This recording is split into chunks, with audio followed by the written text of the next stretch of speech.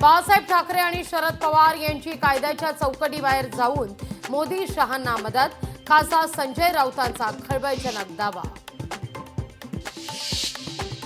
तत्कालीन महसूल मंत्री नारायण राणेंना सुप्रीम कोर्टाचा दणकाव, पुण्यातील वन विभागाची जमीन बिल्डरला परत करण्याचा निर्णय, तर जमीन पुन्हा आता वन विभागाला देण्याचे आदेश, जमीन बिल्डरला देण्याचा निर्णय रद्द।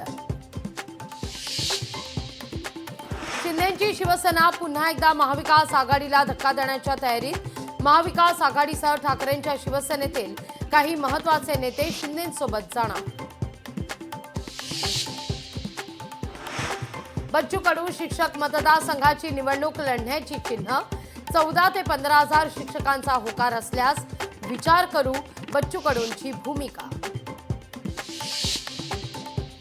पाकिस्तानची पुन्हा भारताला पोकळ धमकी, भारतानं नियम मोडले तर उत्तर फार क्रूर असेल, अहमद शरीफ चौधरींची वल्गना।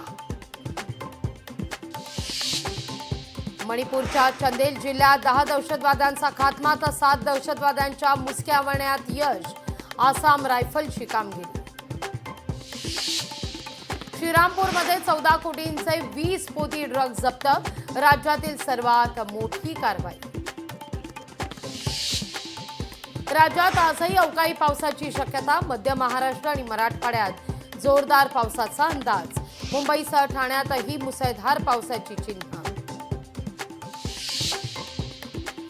संभाजीनगरमध्ये ठाकरेंच्या शिवसेनेकडून पाण्याच्या मुद्द्यावर आंदोलन, आजच्या हल्लाबोल मोर्चात आदित्य ठाकरे देखील होणार सहभागी। आणि मुंबई क्रिकेट असोसिएशनकडून शरद पवारांचा सन्मान, वानखेडे स्टेडियम मधील एका स्टँडला ज्येष्ठ नेते आणि बीसीसीआयचे माजी अध्यक्ष शरद पवार यांचं नाव।